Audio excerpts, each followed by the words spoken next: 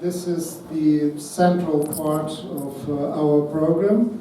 Book launch of the English translation of Yaroslav Hrytsak's book on Ivan Franko, a publication that came as a result of cooperation between a number of institutions, and first and foremost the Canadian Institute of Ukrainian Studies, our sister institution or brother institution or sibling institution, and the Academic Studies Press. You will have an all-star panel, which will be led by our own Judge Grabowicz. And don't forget that all book launches actually are about not just reading books, but also buying books. And the books are available for purchase here. Okay, so it looks like we are up for a really good start. In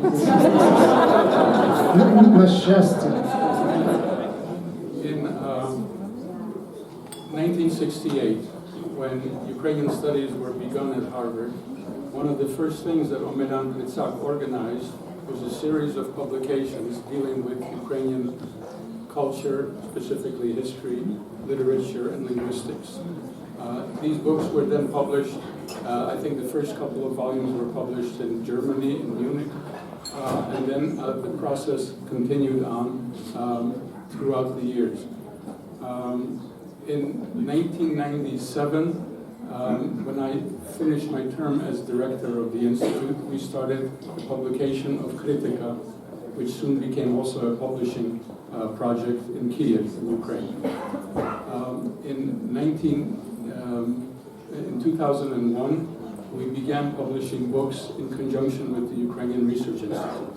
And one of the publications that we did was Yaroslav Hrytsak's book on Franko. It's actually a biography of Franko. This is how the first Ukrainian version looked, called Prorok u своїй вітчизні, the prophet in his own country, Ivan Franko and his community.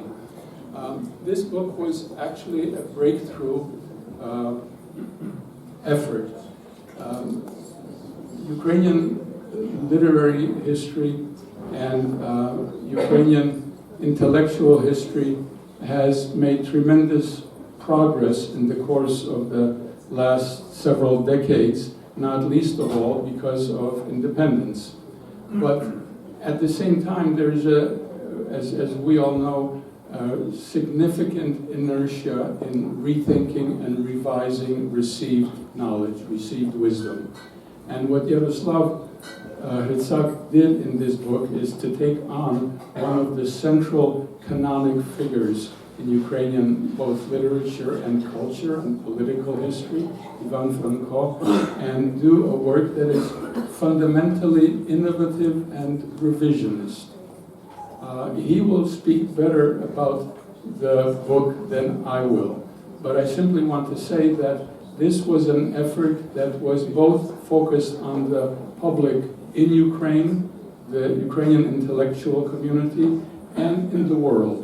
So it's a perfectly natural step to take that work and to have it appear also in English, because not everybody reads Ukrainian.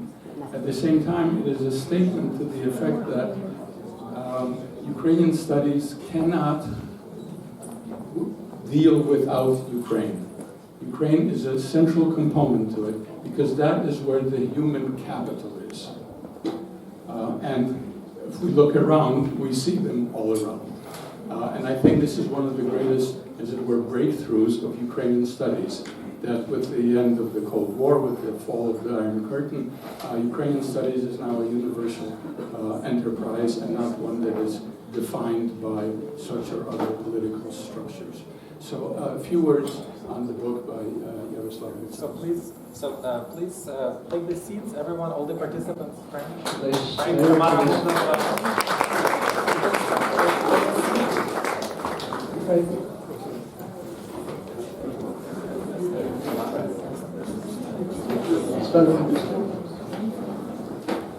you so much, Professor Grabowicz, dear ladies and gentlemen, friends and colleagues, дорогі друзі.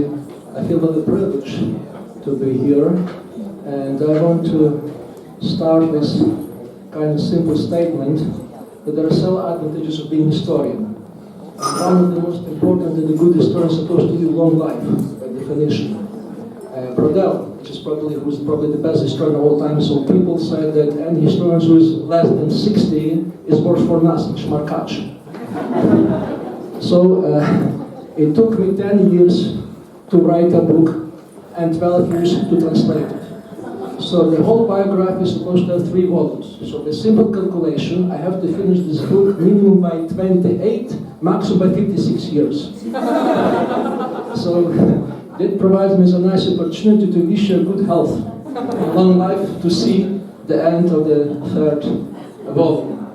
I won't tell about the book, but say if there is something, if you want to see if this is book worth reading or worth buying, there is one chapter, just give a try. It's a chapter on Franko and his women. It's not just Don Juan story, it's just Don Juan story, but it gives the kernel of the argument of this book. Just to put it very simply, what is the book about? The book is about modernization. Franko is only the case. Books about modernization of traditional society, which is Galician. Galicia was supposed to be a type of the traditional society. And my story is about this 30 decisive years of transformation, end of 20th century. In many senses, shaped what would happen in 20th century. It was demographic changes, all possible things. So, to put the story to short, mainly we're talking about emerging or modern Ukraine, we're talking about identities. Ukrainian identities versus imperial identities, which is sound approach. My approach is slightly different, and here I have my dad, old Oksana Malachuk, who taught me a lot. We are working on some other project in Donetsk, because he taught me that people rarely think in just one-dimensional identity. They have many identities. And basically my book is that Franko was not building Ukrainian nation. He was building progressive project, progressive utopia. And because he very much responded to the zeitgeist, Ukrainian identity came as a byproduct. And his main rival was not just a Polish nation, but mostly Rus, which is hard to describe. Probably the best book which gives a light is a Renika Valent book, you probably know this, first of all. Because basically he says about the Rus community in Galicia, it's просто more or less what Putin says about Ruski Mir. It's a more traditional, kind of the traditional value, religious thing like that. So what I'm trying to describe, that Franko was trying to create an alternative. And this alternative was a progressive utopia. So the original title in the Ukrainian book has an irony. Prorok у своїй вітчизні. Nobody is prorok у своїй вітчизні. And there is no such vitchizna when Franko was writing the book. But what he was doing, he was building this vitchizna, fatherland, in this time. And what's the most achievement? He did it by the age when he was already 30. Not like historians, poets are living a shorter life. But at the 30 years, he was already regarded by his generation as a genius and most important as a Moses. So they see him really like a Moses. And my idea, this project very much responded to the zeitgeist. Because this is the 3rd generation of the intelligentsia who were sons of the priests, but not the priests. Who were sons of the peasants, but not the peasants. There was no social mobility, and therefore Franko very much catched the spirit, and therefore they feel this my project very project. So what I'm saying here, he turned Ukraine, he turned Borislav workers as they would be reading Marx. They never did. They tried to picture Jews as they were Ukrainian Jews. He tried to make Ukrainian women into Ukrainian writers. So see, it's a kind of modernization project. And there was nothing like that before Franko. When he started to write this book, as a result, you just see that this is there. And I believe this is an amazing project. This is amazing achievement. And basically, and I will finish with this, this is probably the best advantage, because it's not about Franko. Franko is just as a case. To tell the biggest story. It's a micro-history. Because Franko he's left a very rich paper trail. You could write historical biography practically every day of one Franko, so to say. So I'm using Franko to shed light on large micro projects. So I call it micro-history or macro-man. Is this as good? I don't know. But this is for you to judge. And I would like to thank you many people, George Grabowicz, who was for me from the very beginnings of inspiration, especially his book on Shevchenko. This was probably the first book which I read in the beginning of the 90s. Serhii Plokhii, with his book on Kozak, it's a really genius book, because it's basically the same line.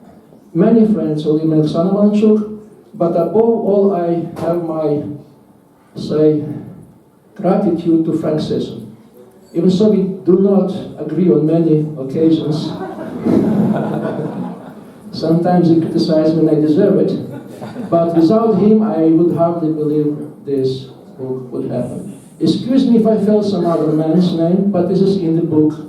And my final word is that all the best part, if there are any book, the credits belong to the Grabowicz, Sysyn, Franko, but he, all the other friends. If there's something bad in the book, I'm only to be responsible for that. Thank you so much.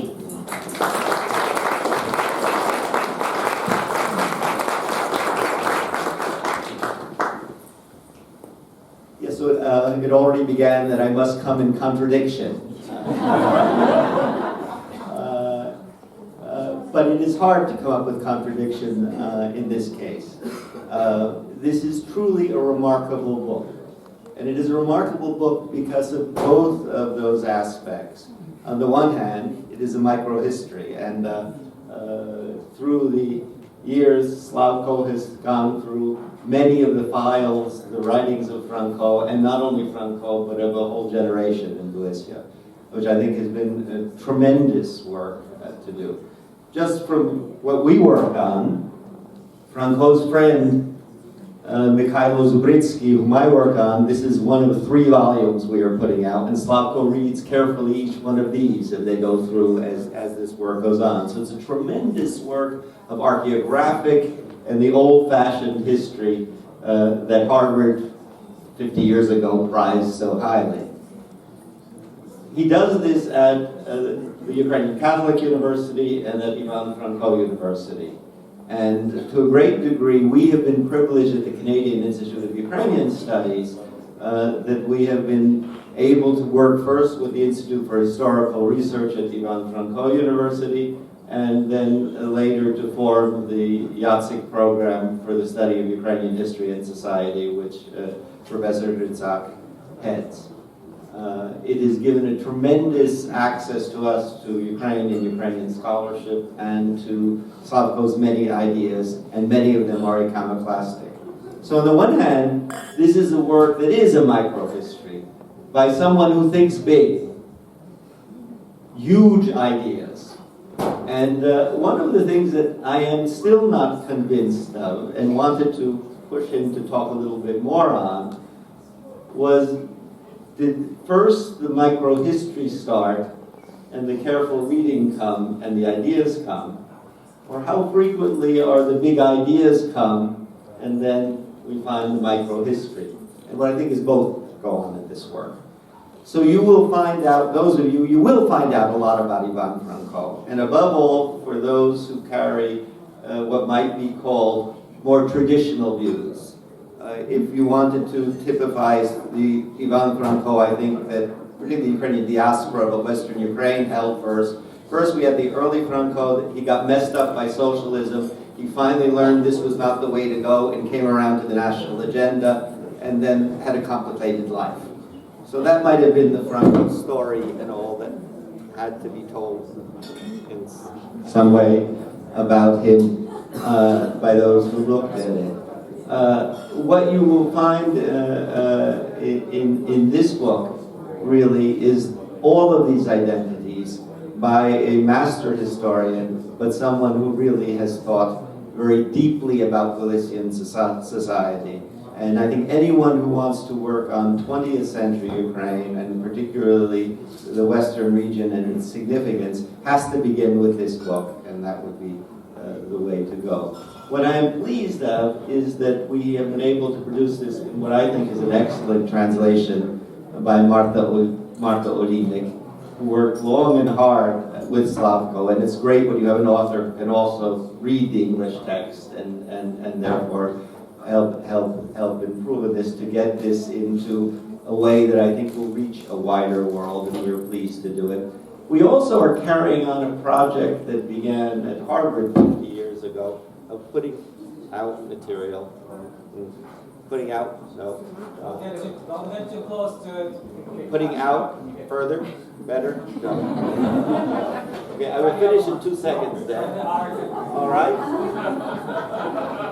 It was Yaroslav Hrytsak's idea to translate as much as possible of Ukrainian culture to make it acceptable, get it out to the English world. Kostomarov, Antonovich, all these various works. And so in many ways, this is one more of these works, and so it's very good I'll take the back. that we can have had our two institutes and the academic press which have been able to put out these books.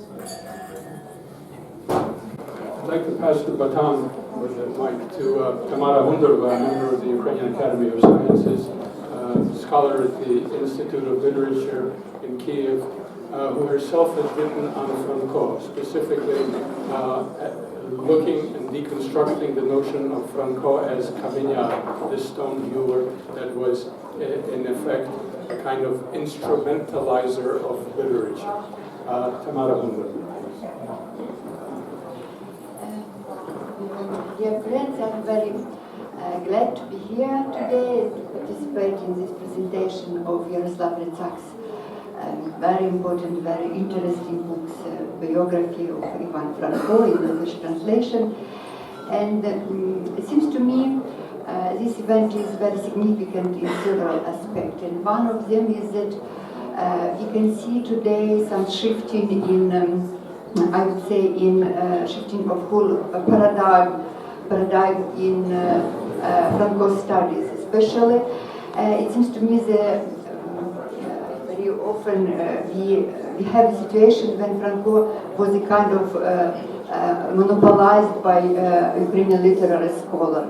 But today it seems to me that Franco studies going beyond the literary studies, and we have an example when Yaroslav Hrytsak, like his historian, proposed a new vision of Franco's biography. And it seems to me that what is very important, what is very interesting is this book is of a new conception that Professor Hrytsak is to present Franko not as a subject or a founder of Ukrainian modern nation and or the creator of the discourse of modernization, but also as an object of social and political influences and a product of social environments in which he was a part. In other words, in this book we are also having an example of a new type of biography based on not on a teleological perspective or idealization of Franco's role as a public intellectual, but rather from another perspective, when Franko emerges a member of the community of which he was a part, namely Franko and the Jewish community of Franko and women, etc. Each of this group, of course, has its own history and of the tension, but Franko, that we see, their roles in the process of social and cultural modernization of Ukraine. Such an approach allows us to avoid the kind of excessive heroization or personification of Franko, what we usually find in Ukraine, in Franko studies, especially in Ukraine. In addition, it seems to me this book is very important because this Professor Hrytsak biography of Franko gives us a new reading of Ukrainian history at the time when we are more and more absorbed by contemporary affairs and contemporary situation. Because I am a literary critic, and it seems to me that at the same time literary critics as such may have some reservation regarding a purely historical approach to Franko's biography without not so many references to his literary output. Because it seems to me that Franko was not only an object of history but also an active agent of history, and his entire biography in all its complexity is reflected in his literary works. What I said that doesn't overshadow the tremendously important book contribution of Professor Hrytsak that he makes to Ukrainian scholarship of the very important period and of this very important man. I also want to thank to Harvard Ukrainian Research Institute and to Canadian Institute of Ukrainian Studies for this idea for introducing this new series of translation of Ukrainian scholarship in English. And I hope that this library will bring to the Western readers a full range of new ideas and approaches that have been coming out in contemporary Ukraine.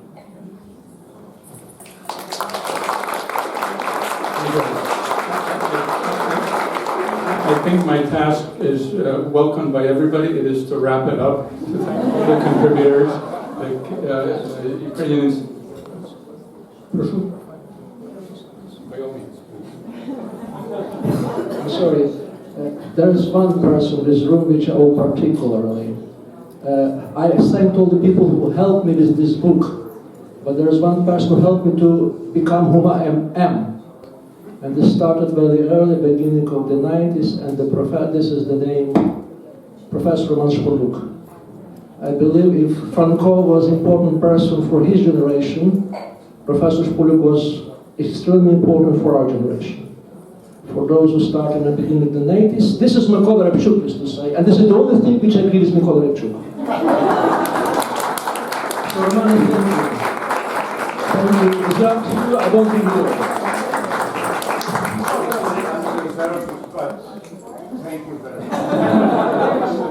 Thank you. So thanking everybody, the Canadian Institute of Ukrainian Studies, the academic press, our institute, Serhii, Plokhii, Yaroslav Hrytsak. Thank you all for coming. Enjoy.